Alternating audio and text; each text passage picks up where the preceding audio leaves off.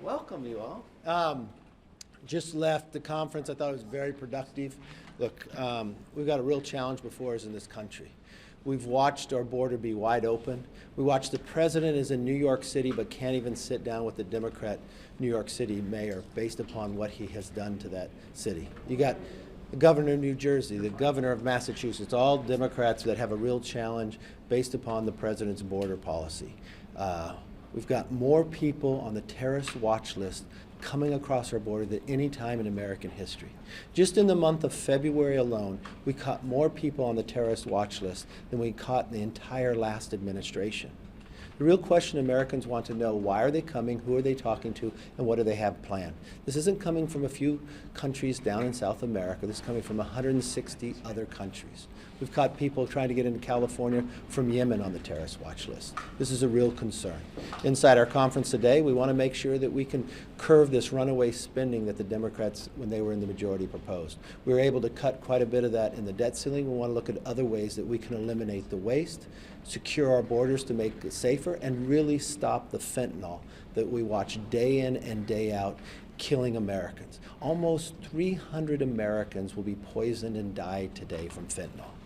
It's the equivalent of an airliner crashing every single day in this nation, and this administration does nothing. They got a strike going on into our auto plants, to a president who calls himself the biggest union leader without even being able to solve that problem. We've had 5 embassies that they had to evacuate. We got an administration that just gave $6 billion to Iran, who sits there and helps Russia kill innocent people in Ukraine. We watched this administration fail time and again, and here we are on the cusp of government funding, and he can't even talk to the mayor of New York. We will not stand for that. We're going to pass legislation that curbs our spending, secures our border, and puts America in a stronger position for the future. Mr. Speaker, how? Because it seems like there's not consensus to that based on the conversation that you guys just had in your meeting. No, I felt the conversation was really good. Were you in the meeting? No, but just Then based on then what what? we've heard. Then how did you hear if you weren't in the meeting? I think you know people talk. Oh, you're listening to the meeting? No. But I was in the meeting, so I mean, I Tell us thought how it was. the meeting went and what the plan looks like going forward this week. Okay, so that'd be different than your question because you predisposed what happened in a meeting you weren't in. So what I saw within this meeting was a number of all the members. How do we find to be able to get to a place at 218? You watched us do it time and again. You watched it when you said, why do we stand up to D.C. when the Democrats want to decriminalize all the crimes? Well, you know what? We passed that. We actually made it law when you thought it would even pass the Senate. You thought we couldn't get to 218 when we said we wanted to make a parent's bill of rights so they had a say in their kids' education. We were able to do that. To the debt ceiling. To H.R. 2 to be able to secure our border. To H.R. 1, energy independence. Every time we found a way, and you know what? Getting there is never easy, but we're willing to listen to all voices, something much different. We're willing to build up from the bottom up. And the one thing that we found is members got together over the weekend. They came up with solutions. We aired the solutions right here. I thought we had a very good discussion, and we'll continue that discussion today with those that have some more questions. Maybe there's a place that we improve it as well, and that's what I believe. In constant improvement. We will never give up for the American people, and we will continue to work for it. And if, you know what? America's too great to give up just because you have a tough discussion. So But even this if is, you get to 218, though, is it worth all the hand-wringing? Because Leader Schumer has said this is not a serious proposal in terms of the CO. Well, I haven't seen the Senate do anything yet, which is interesting. The only thing we've been able to approve on the Senate is because in our debt ceiling, we put the 1% cut across the board, so they passed something out of committee. And I would like to see same thing that we watched during the debt ceiling. Schumer didn't want to do anything there either, to just sit back. I don't think that's the way you govern. Put your ideas up. We are one body. The Senate is another body. If they have a different idea, put their idea up, and then let's go to conference and figure out the differences. That's the way government was designed in America. But if the whole idea is that the House has to agree to whatever Schumer wants, that doesn't work. It didn't work during the debt ceiling. He wanted to let the debt ceiling go off the cliff. I don't think that was right. I don't think it's right that government shuts down, and that's why I'm doing everything in my power to make sure that doesn't happen. But if Schumer on the other end is doing nothing, he must want to shut down. I don't think that's right. I don't think Americans should hurt. I think we should do our jobs. Speaker Mr. McCarthy, Speaker, are you saying, can you blame your swing state members if Republicans can't coalesce around a deal if they sign onto a discharge petition? Listen, I think the best way to handle anything is you work through this conference and you get the work done, and that's what we're doing. Last question. Can we expect the shutdown be for Republicans? How much are you certain it's Republicans? Look, I don't think anybody wins a shutdown. Think for one moment what a shutdown does. It stops paying our troops. How do you have more leverage in that situation? I've watched shutdown after shutdown. Everybody loses. Look, I don't know who gets punished in this. I do know that the American public wants to have their border secure. I do know they want to end the runaway spending because it's a hardworking taxpayers' money that you're taking. I do know they want to end the wokeism in government. And the only way you're able to achieve that is to pass the appropriation bills that we passed out of committee. That's why we've been working so hard. There are some members that have difference of opinion, but you know what? Don't stop the rule for the idea to come up. And let's debate the bill. We've got more than 170 amendments to a bill. If you've got an idea to make it better, that's the difference in this new Congress. People could actually have a say. It's not one way or the highway.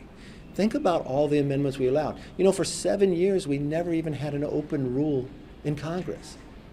That's unheard of because you've got the American people who are lending their voice to their member of Congress. That voice should be heard.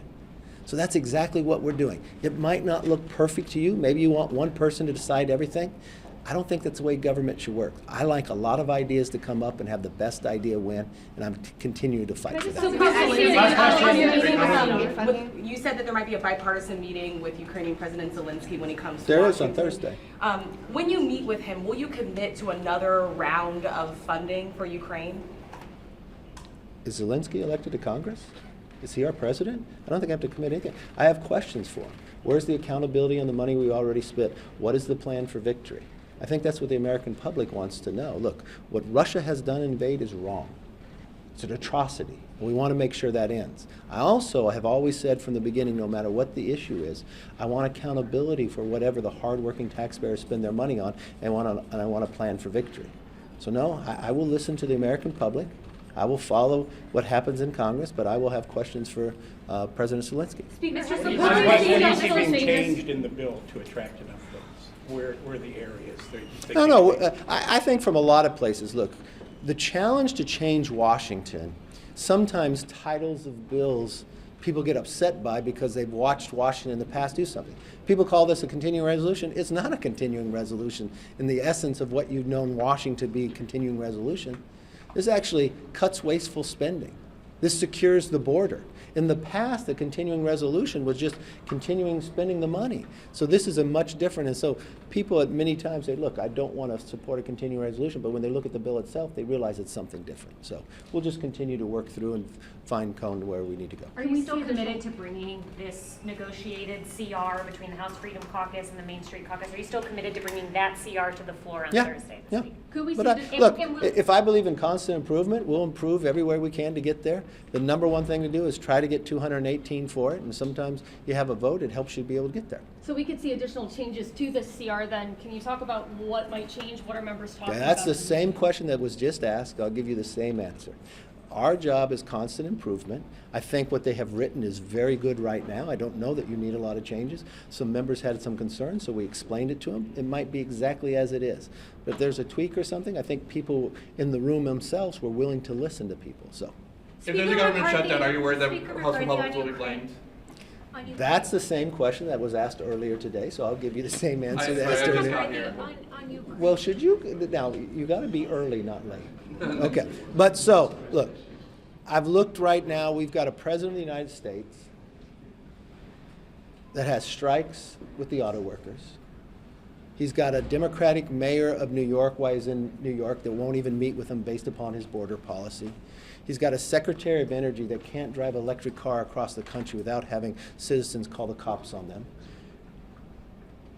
You got challenges. And it's not just that. I mean, think for one moment. You're asking me all these questions, but not one of you have asked me about the border. But you know what? When Democrat congressional members went to have a meeting and a press conference in New York, they got heckled about the border. You've got the governor of New Jersey, the governor of Massachusetts. Those are not Republican states that now believe their state is a border state based upon the policies on the border. You just watched every single day 2,000 people just coming across. You've watched the terrorist watch list. How do you get on a terrorist watch list? Pretty dang difficult, is it not? Catching people coming across. Think of all the people we don't catch. So I will tell you, it might not be the question here for the Washington Press Corps, but you go across America, they want this border secure. They want fentanyl to stop coming across. And if that's what the Democrats want to fight and shut the government over, I think they're wrong. We're not going to do that. We're going to pass policies, and I don't care if Schumer dislikes it, because I bet the mayor of New York City wants it, that we can pass a continuing resolution that secures the border. If Schumer doesn't like that, tell me what he's for. That's the difference, and that's what the fight's about. So thank you very much. I hope you all have a great day. Why Ukraine support has dwindled.